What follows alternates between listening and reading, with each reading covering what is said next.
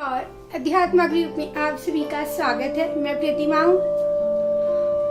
कर्मयोग भगवद गीता तृतीय अध्याय महात्म्य। एक शूद्र ने बड़े पापों से धन इकट्ठा किया। कुछ चोर उसका धन चुरा ले गए। वह धन के वियोग में इतना पागल हो गया कि लोगों से पूछने लगा कि मुझे धन किस प्रकार प्राप्त होगा। कुछ लोगों ने कहा, मांस मदिरा खाया करो। शूद्र ने मांस मदिरा खाना शुरू कर दिया। ऐसे ही उसे जितने भी गलत कर्म करने के लिए कहे गए उसने सभी कुछ किए। एक दिन बहुत ज्यादा दुखी होकर शूद्र चोरी करने गया, लेकिन वहां कुछ चोरों ने मिलकर उसे मार दिया और धन लेकर आगे बढ़ गए। कुछ सालों बाद उसकी पत्नी को एक पुत्र पैदा हुआ। जब उसका पुत्र 10 वर्ष का हो गया तो उसने अपने पिता के बारे में पूछा। उसकी माता ने बताया कि पुत्र, तुम्हारे पिता को चोरों ने मार दिया। पुत्र ने पूछा, क्या आपने मेरे पिता की गति करवाई है, मतलब उनकी मुक्ति करवाई है? तो माता ने कहा, नहीं, हमने मुक्ति तो नहीं करवाई है। पुत्र ने कहा, मैं गया जी जा रहा हूँ अपने पिता की मुक्ति करवाने हेतु, और माता से आज्ञा लेकर गया जी की ओर जाने लगा। गया की ओर जाते वक्त रास्ते में एक बड़ा सा वृक्ष पड़ा। पुत्र ने वहीं पर बैठकर भगवद गीता के तीसरे अध्याय का कर्मयोग का पाठ किया। वहां पर पास में ही भाभी में एक सांप था। सांप बाहर निकला और उसी वक्त अपने प्राण को त्याग दिए और अपनी आत्मा की शक्ति से पुत्र के सामने आए और कहा, मैं तुम्हारा पिता हूँ। अपने पूर्व कर्मों के कारण मैं सर्प योनि में पड़ा था, लेकिन तुम्हारे कारण मैं इस योनि से मुक्त हो गया।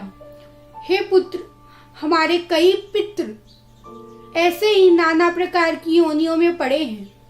तुम उन सभी को भी मुक्त करो और भगवद गीता का प्रतिदिन पाठ करो।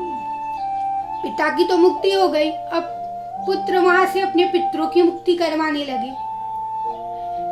जब यमराज को ये खबर मिली कि नरक खाली हो गया है, वहां के सारे जीव स्वर्ग को चले गए हैं, यमराज बड़े कठिनाई में पड़ गए और वहां से श्री नारायण जी के पास आकर पूछा, प्रभु, नरक खाली हो गया है, वहां के जो जीव जन्म से पापी थे वो सभी जीव स्वर्ग की ओर चले गए, यह कैसे संभव है?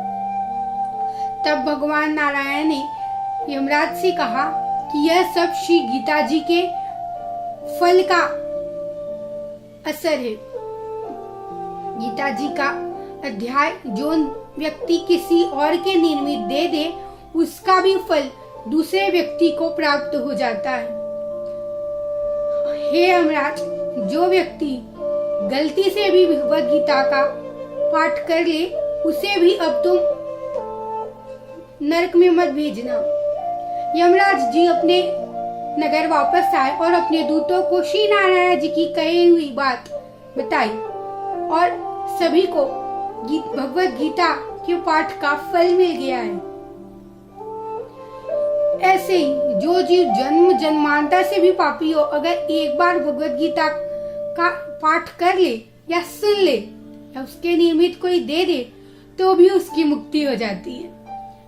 इस प्रकार विष्णु भगवान ने कहा, हे लक्ष्मी, मैंने ये तीसरा अध्याय आपको सुनाया और आपने श्रवण किया। अगर आप लोगों को ये कहानी अच्छी लगती है तो इसे लाइक करिए, सब्सक्राइब करिए, शेयर करके हमें बताइए आपको ये कहानी कैसी लगी और प्लीज कमेंट करना मत भूलिएगा।